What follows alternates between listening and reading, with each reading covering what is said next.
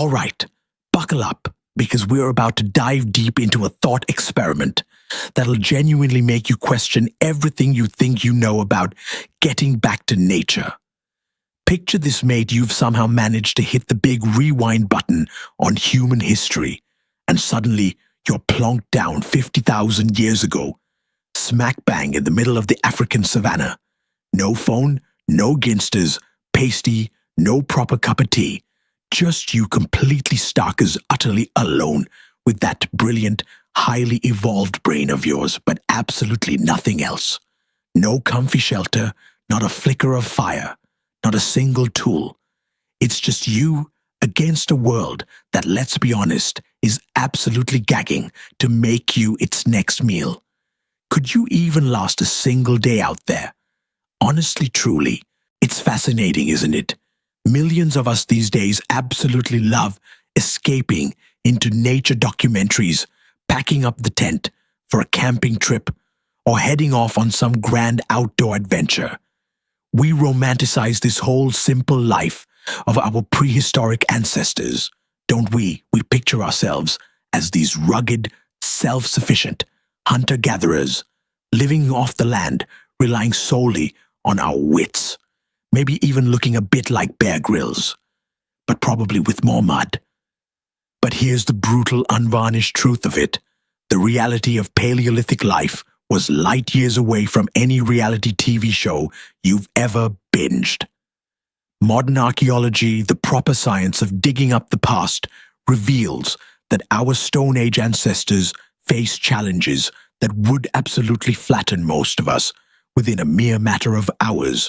The Smithsonian Institution's Human Origins program, those absolute legends who spend their lives delving into what makes us well us, points out quite clearly that our ancestors faced genuinely astonishing challenges just from their surroundings. And let's not forget, they were incredibly vulnerable to all sorts of nasties, disease injuries, and of course a constant threat from predators. We're talking about a time when a bad cough could genuinely be a death sentence. A twisted ankle meant you were likely lion fodder, and the idea of personal space didn't really exist when a saber-toothed cat fancied you for 11s. Recent discoveries, some as fresh as 2024, are constantly highlighting just how unbelievably sophisticated these early humans had to be just to cling onto life. It wasn't about being tough in the modern sense, like could you run a marathon or lift heavy weights? No. The real question back then was whether your thoroughly modern brain and pampered body could adapt bloody quickly before the relentless, unforgiving Paleolithic world added another poor soul to its extensive casualty list. So let's unpick what it would really take. Forget finding a decent Wi-Fi signal or wondering if the local Tesco is still open. Your very first immediate, heart-stopping challenge wouldn't be sorting out dinner or getting a fire going. Oh no, it would simply be staying alive long enough to even begin to worry about those luxuries. So you've just blinked yourself into existence in this ancient wild landscape. What's the immediate, pressing danger? Well, research into evolutionary predators paints a rather grim picture. It turns out that spotted hyenas, the ones we often see scavenging on nature documentaries, were not just picking at scraps.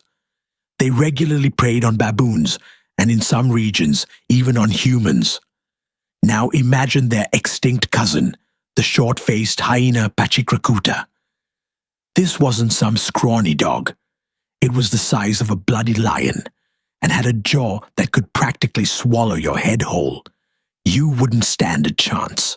And we're not even getting started on the truly colossal, truly terrifying beasts that roam the earth. Think about it, waking up in a tent in the Lake District and hearing a badger rustling outside is enough to send some people into a fit of panic. Now multiply that by 1,000 and replace the badger with something that could dismember you in seconds. Lions, for example, were far more widespread and less intimidated by humans back then. And let's not forget the apex predators of the era, the glorious, terrifying saber-toothed cats. These weren't cuddly kittens. They were built for efficient, brutal kills. Their sheer power and speed would make Bolt look like he was standing still. You'd need eyes in the back of your head, a nose like a bloodhound, and the silent stealth of a ninja just to detect them, let alone evade them. But it wasn't just about the massive beasts. Even seemingly smaller threats could be deadly. Venomous snakes, scorpions, spiders. A single bite could quickly lead to a slow, agonizing death. With no antivenom, no hospital, and no helpful bloke from St. John ambulance popping up. A mere stumble could result in a broken bone, and in a world where you needed to constantly move, hunt, and forage, a broken leg was a death sentence, pure and simple. There was no calling an ambulance, no just popping to A&E. If you were injured, you were vulnerable. End of. The sheer unrelenting stress of constantly being on high alert every single waking moment would be utterly exhausting. Imagine the hypervigilance. Every rustle in the grass, every shadow, every distant sound would be analyzed, processed, and evaluated for potential threat. Your brain designed for navigating the complexities of modern social interactions and filling out tax returns would be screaming at you, constantly overloaded with primal fear. Forget your smartphone buzzing with notifications. This was your very survival notifying you loudly and incessantly. The question then becomes, how did our ancestors, who weren't necessarily stronger or faster than every single predator out there, manage to not just survive, but thrive? This is where their sheer ingenuity and collective strength truly shine. They understood their environment in a way we can barely comprehend. They knew the movements of animals, the habits of predators, the signs of danger. This wasn't textbook knowledge. This was deeply ingrained experiential learning passed down through generations. They had a comprehensive mental map of their surroundings, honed by necessity. But what about us without that inherited knowledge, without the millennia of adaptation coded into our very being?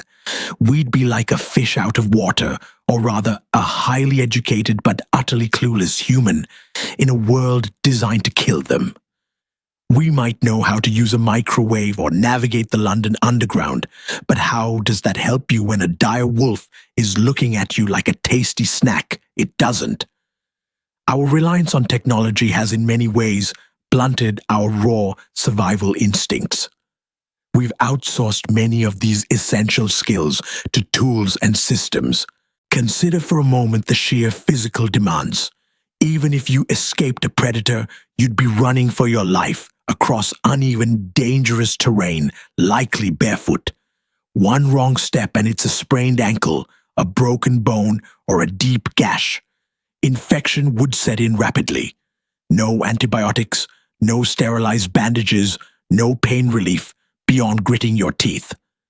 The body, though resilient, would be pushed to its absolute limits constantly. And this is before we even get to the primary human need, sustenance.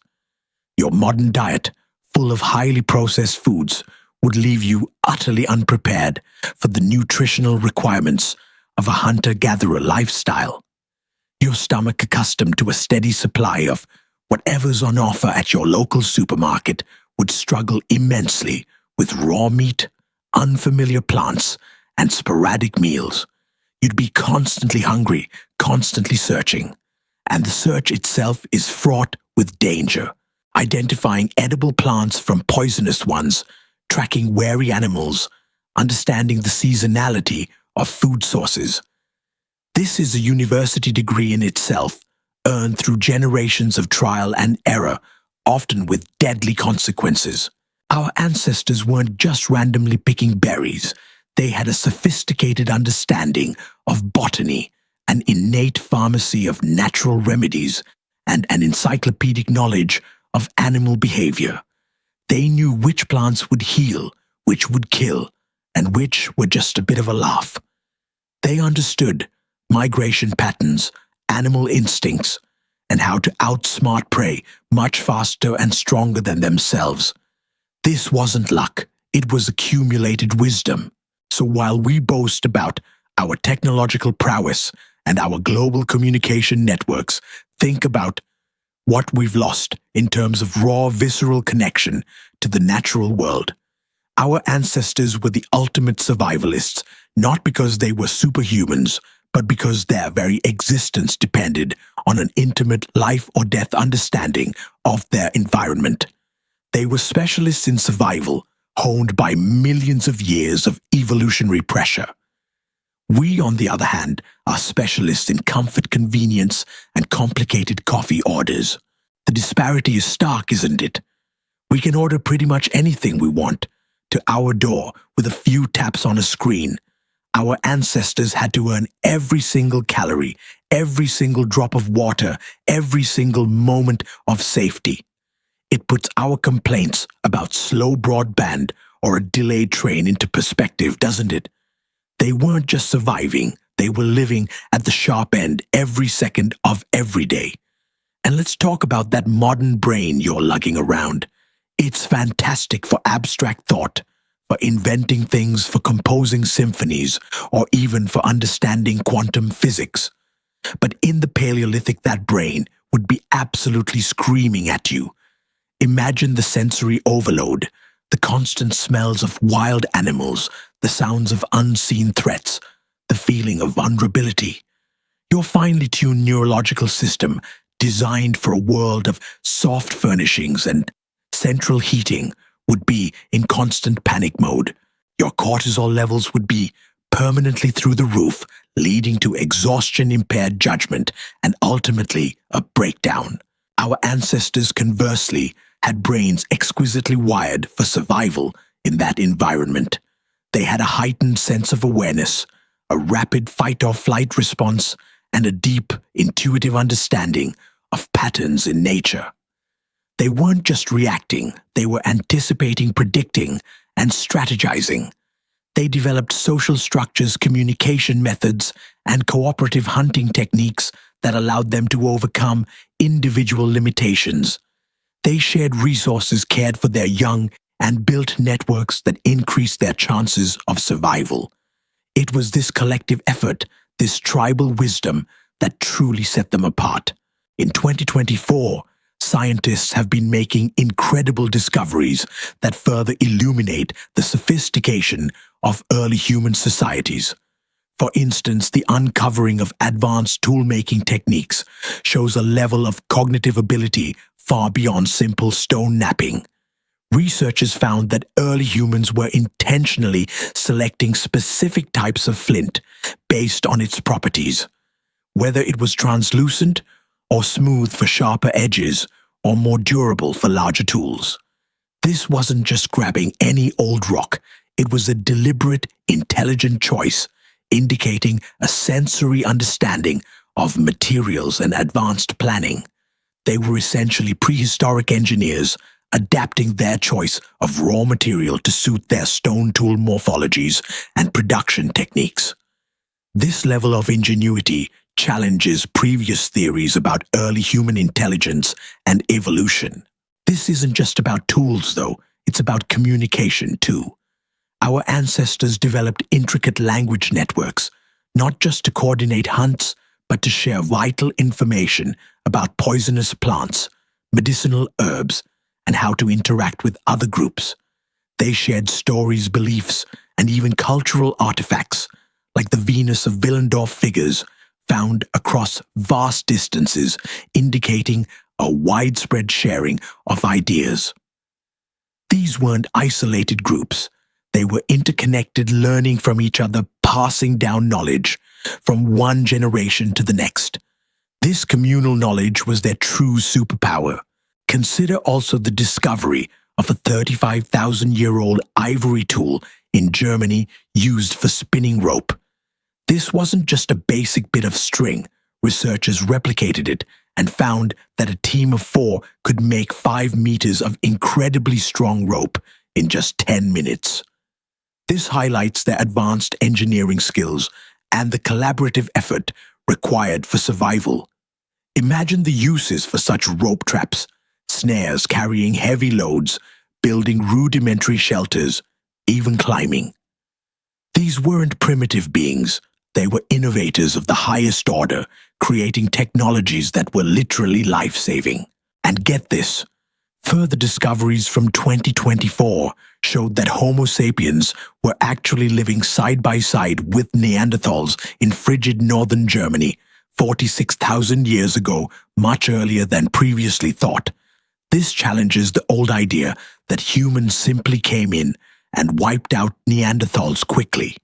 Instead, they coexisted for millennia, often in surprisingly cold climates. This implies an incredible adaptability to harsh conditions, and perhaps even a degree of resourcefulness in finding niches where they could thrive without direct conflict. They might have even learned from each other, sharing knowledge and techniques for surviving in challenging environments. The depth of their care for each other is also remarkable. Recent findings in 2024 suggest Neanderthals cared for their disabled comrades.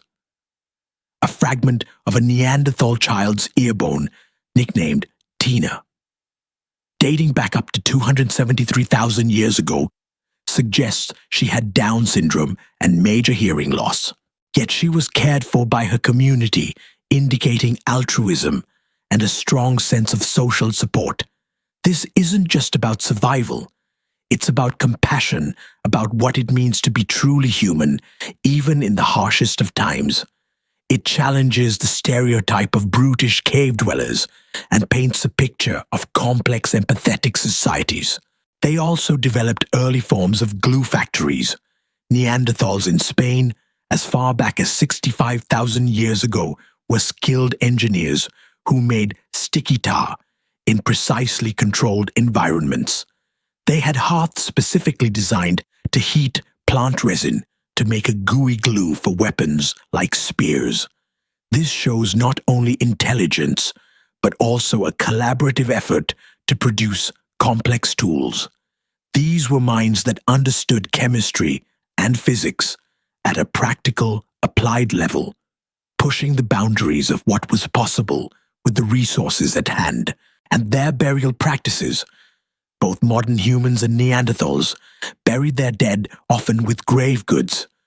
While Neanderthals might have buried their dead in caves in various positions, early Homo sapiens often buried theirs in the fetal position outside caves.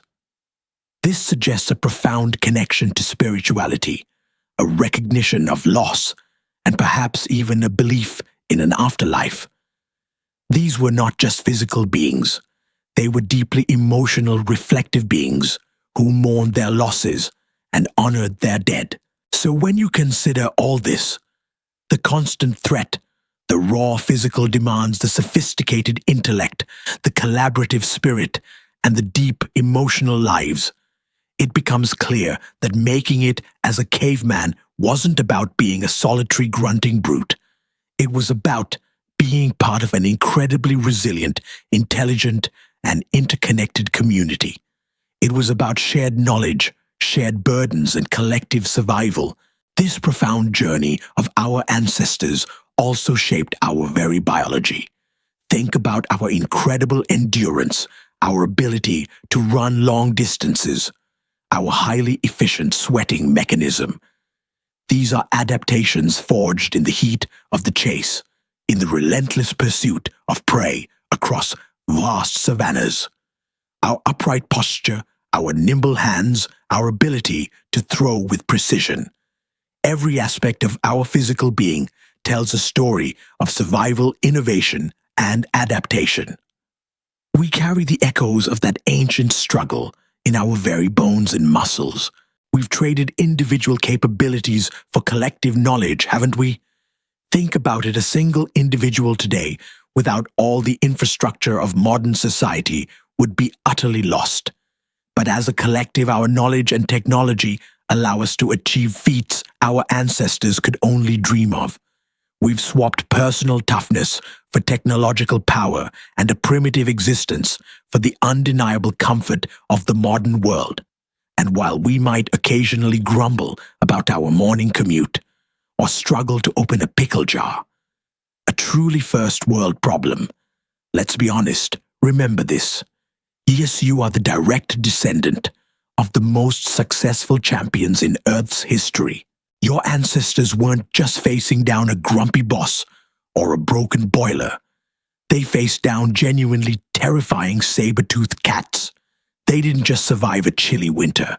They endured and conquered multiple ice ages. And they built the absolute foundation of human civilization brick by metaphorical brick, using nothing but stone tools and sheer unadulterated determination. So could you make it as a caveman? Probably not, mate. And you know what? That's not a failure. It's actually a testament to how unbelievably far we've come as a species. We stand on the shoulders of giants, or rather on the well-trodden paths of millions of generations of incredibly resilient, intelligent, and adaptable humans. They endured so we could thrive, and in truly understanding their struggles, we gain a much deeper, much richer appreciation for both our truly remarkable heritage and our extraordinary, comparatively cushy present. The real profound question isn't whether you could make it in their world, because, let's be honest, most of us wouldn't last a week. The real question, the one that should make you ponder over your next brew, is this: how will you honor the incredible, unimaginable legacy they left behind?